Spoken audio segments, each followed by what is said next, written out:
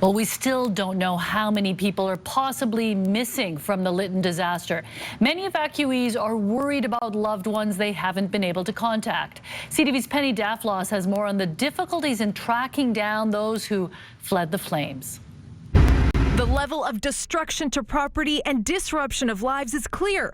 What's not visible is the danger left behind in Lytton. Some of the chemicals involved in structure fires, hydrogen sulfide, cyanide pieces, hydrochloric acid. There's a lot of stuff coming out of burnt structures that is just not safe for anyone to be working around. Once it is safe to get into the area, first thing will be to do a thorough grid search. But at this point, it just isn't feasible for us to get into the area. And so Mounties and the BC coroner are on the sidelines, unable to investigate whether some people didn't make it out in time. We can't get a hold of anybody because all the cell surface is down. Communication disruptions from fallen cell towers are adding to the heartache, and the province won't say how many people are unaccounted for.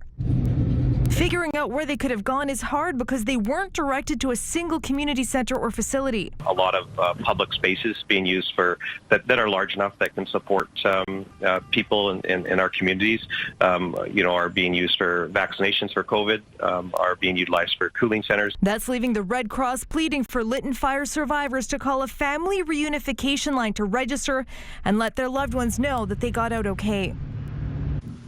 So, Penny, do officials not know how many people are unaccounted for, or are they just not telling us right now? Well, Mi-Jung, there is a list and a tally so far, but they won't tell us anything about it. At a press conference this afternoon, provincial officials said they didn't have the number available with them, but that the Red Cross knew. So I asked the Red Cross, and they refused to tell me, referring me back to the province, who isn't answering CTV's calls or emails. Mi-Jung. Okay, well, we'll know you'll stay on top of this story. Thank you, Penny.